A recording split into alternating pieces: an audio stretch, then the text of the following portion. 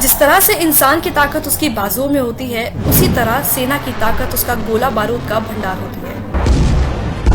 PM Modi के नेतृत्व में जो सेना आज मजबूत नजर आती है, वही सेना कांग्रेस के कुशासन में लाचार मजबूर हो गई थी। पीएम मोदी के 6 साल के शासन में सेना जल, थल और वायु हर क्षेत्र में सशक्त हुई है और चीन को पछाड़कर आज भारत विश्व की सबसे बड़ी थल सेना वाला देश बन चुका है। आज हम आपको बताएंगे कि कैसे पिछले 6 सालों में पीएम मोदी ने देश की सेना को बनाया बाहुबली। वायुसेना। Rafale fighter jet. वर्षों से देश की वायुसेना को मल्टी रोल फाइटर जेट की जरूरत थी, जिसे सिर्फ मोदी सरकार ने पूरा किया और वायुसेना के लिए 36 राफेल फाइटर डील कर देश को सुरक्षित बनाया। अपाचे और चीनूक हेलीकॉप्टर। मोदी सरकार ने 2015 में बोइंग से 17,05,000 करोड़ रुपए के 22 अपाचे और 15 चीनूक हेलीकॉप्टर खरीदने का सौदा किया था। अपाचे दुनिया के सबसे अच्छे लड़ाकू हेलीकॉप्टर माने जाते हैं। कम ऊंचाई पर उड़ने की क्षमता की वजह से ये पहाड़ी क्षेत्रों में छिपकर वार करने में सक्षम है। C-17 ग्लोबल मास्टर विमान। अमेरिका की बोइंग कंपनी से मोदी सरकार ने एक और डील की।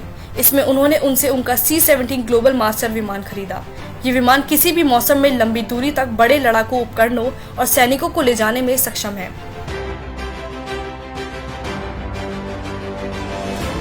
हारोप ड्रोन। पीएम मोदी ने वायुसेना को और मजबूत बनाने के लिए 54 इजरायली हारोप ड्रोन की खरीद को मंजूरी भी दी। ये किलर ड्रोन दुश्मन के हाई वैल्यू सैन्य लक्ष्य को पूरी तरह से तबाह कर सकते हैं। थल सेना।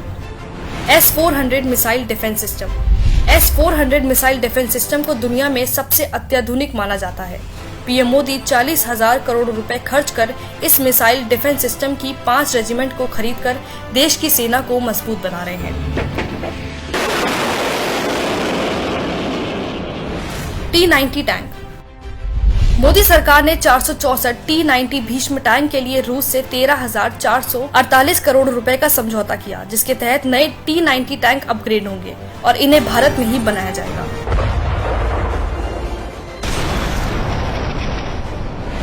SIG-716 assault rifle.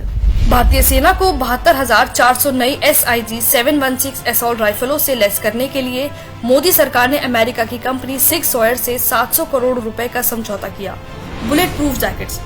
9 साल के इंतजार के बाद पीएम मोदी ने 2018 में सेना के जवानों को उपलब्ध कराई थी 1,86,000 बुलेट प्रूफ जैकेट्स। जल सेना। पनडुबिया। भारतीय नौसेना के प्रोजेक्ट 75 के तहत मझगांव डॉकयार्ड लिमिटेड और फ्रांस के मेसर्स के साथ मिलकर 6 पनडुब्बियों का निर्माण कर रहे हैं, जिसमें INS कलावरी 2017 और साइलेंट किलर INS खंडेरी पनडुब्बी 2019 में भारतीय नौसेना में शामिल हो चुकी है। Anti tank guided missile. सेना के लिए फ्रांस की 5,000 एंटी टैंक गाइडेड मिसाइल मिलान 2T के लिए मोदी सरकार मंजूरी दे चुकी है।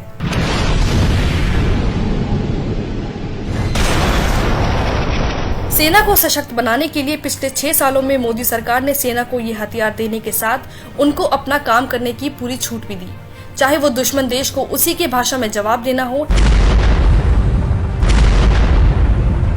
या फिर सेना को देश की रक्षा करने के लिए हथियार खरीदना हो। मोदी सरकार ने सेना के हाथ हमेशा मजबूत किए, जबकि कांग्रेस ने हमेशा उनके हाथ रोके।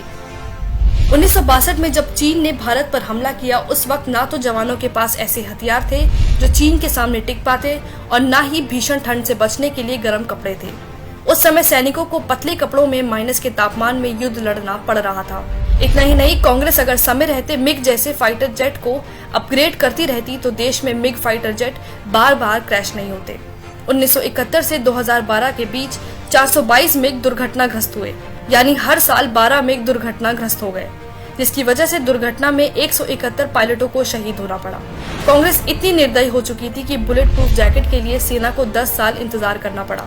जब बात राफेल फाइटर जेट खरीदने की आई तो कांग्रेस ने हाथ खड़े कर दिए। Because of the shortage of money, this financial year don't expect any finalization of the agreement. Congress सरकार ने देश की सेना को अपंग बनाने का कोई मौका नहीं छोड़ा, जिसको बताने के लिए पूर्व सेना अध्यक्ष जनरल VK सिंह ने मनमोहन सिंह को चिट्ठी भी लिखी थी। चौंकाने वाली बात का पर्दाफाश करती हुई इस चिट्ठी में लिखा था कि आर्मी के पूरे टैंक दस्ते के पास जरूरी गोला बारूद की भारी कमी है।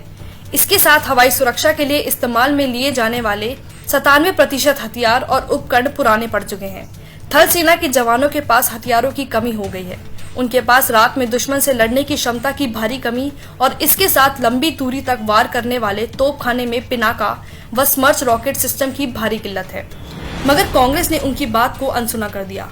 कांग्रेस के पास देश की सेना के लिए पैसे नहीं है, लेकिन भ्रष्टाचार करने के लिए पैसे की खदान का पता सिर्फ कांग्रेस को ही पता है। देश की सेना भी कांग्रेस के कुशासन में इतनी दुखी आ गई थी कि 2008 में वायुसेना के retired vice air chief marshal Pranab Kumar Barbora ने बिना कांग्रेस की इजाजत के ही दौलत बेग ओल्डी हवाई पट्टी को चालू कर दिया था, जो सामरिक दृष्टि से चीन को मुंह तोड़ जवाब देने के लिए काफी अहम है। कांग्रेस देश की ऐसी पार्टी है जिस पर जिसने भरोसा किया वह खून के आंसू से कम नहीं रोया।